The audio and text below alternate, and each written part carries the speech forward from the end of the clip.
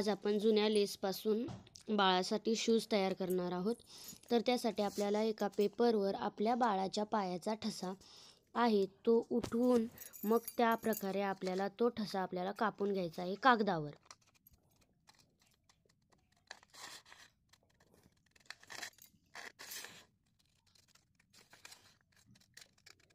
तर या प्रकारे मी असा हा पायाचा जो त्याचा ठसा आहे तो मी कापून घेत आहे।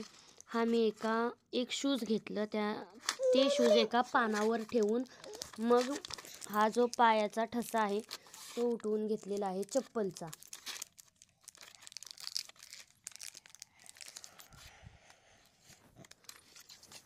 तर हा माझा कापून झालेला आहे। तर हा जो आपला ठसा आहे तो आपण जे आपल्याकडे लेस अवेलेबल आहे त्याच्यावर हा ठसा आपल्याला ठेवून द्यायचा आहे आणि त्यानुसार आपल्याला खडूने मार्क करून तो ठसा आपल्याला कापून घ्यायचा आहे। हा लेसवर कापून घ्यायचा आहे।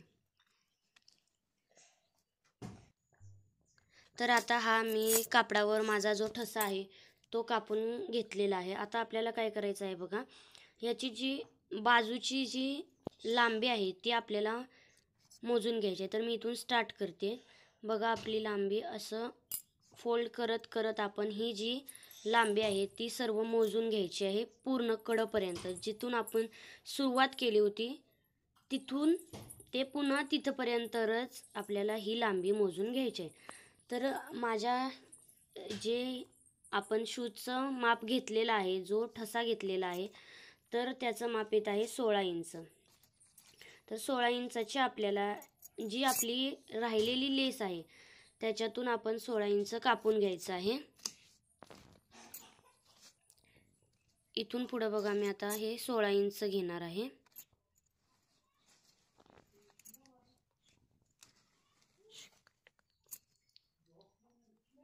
14, 15 आणि 16। तर इथं 16 येत आहे, तिथे मी हा कपडा कापून घेत आहे, जी आपली लेस आहे ती।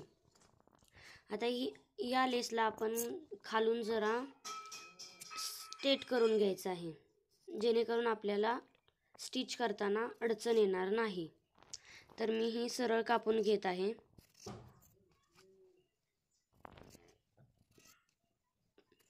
तर आपलं हे सरळ कापून झालेलं आहे। आता आपण जे आपलं शूजचा ठसा घेतलेला आहे त्याच्यावर एका कोपऱ्यातून, म्हणजे जी सरळ बाजू आहे त्याला सरळ बाजू ठेवून घ्यायची। ही आपली सरळ बाजू आहे आणि हातात जी पट्टी आहे त्याची ती सरळ बाजू आहे। तर सरळ बाजूवर सरळ बाजू ठेवून जो त्याचा वरचा कोपरा आहे तिथून आपल्याला स्टिच करत यायचं आहे। तर मी इथं तुम्हाला पिना लावून दाखवते। तर आपल्याला ही जी कड आहे आपली तिथे एक पिन लावून घ्यायचं आहे। ही पिन लावल्यानंतर आपल्याला थोडं पुढे जाऊन दुसरी पिन लावून घ्यायची आहे। ही आपली सरळ जी पुढची सरळ ही आहे त्याला आपण शिवून घेतोय। आता आपल्याला फोल्ड करत करत ही जी पट्टीची जी खालची लाईन होती जी आपण सरळ स्ट्रेट करून घेतली होती ती आपल्याला सरळ जोडून घ्यायची आहे। तर मी घेत आहे बघा, हे असं मी तुम्हाला पिना लावून दाखवत आहे, तिथे आपल्याला स्टिच करायचं आहे, शिवून घ्यायचं आहे।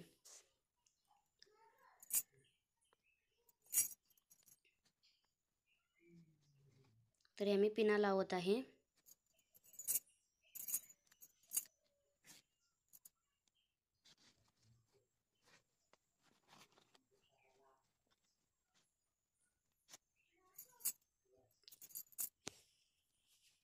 आपल्याला इथून शिवून घेताना जरा काळजीपूर्वक घ्यायचं आहे, कारण जो खालचा भाग आहे त्याची थोडीशी शिलाई आणि वरची थोडीशीच शिलाई आली पाहिजे। आता आपली बघा पूर्ण इथं पिना लावून घेतलेल्या आहेत, तर मी खालचीच पिन काढते, डबल पिन होते म्हणून, आणि वरच्या बाजूलाही लावून घेत आहे। आता जी पुढची सरळ बाजू आहे ती सुद्धा आपण पहिली जी सरळ बाजू होती तशी लावून घेतली, तशी आपल्याला ही सुद्धा आपल्याला इथून सरळ लावून घ्यायची आहे।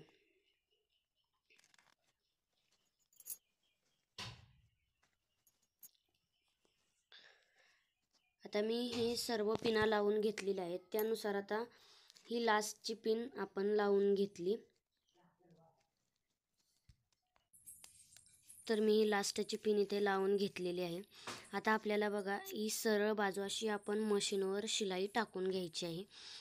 तर मी हिला शिलाई टाकत आहे बघा. आता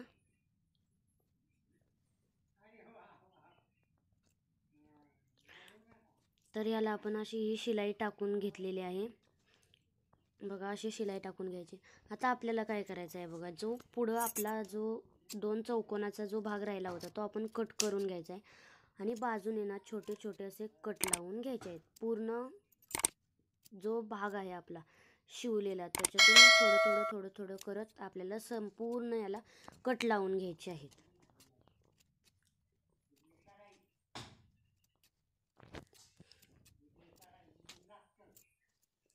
आता आपले हे कट लावून झालेले आहेत. आता आपल्याला याला उलटवून घ्यायचं आहे.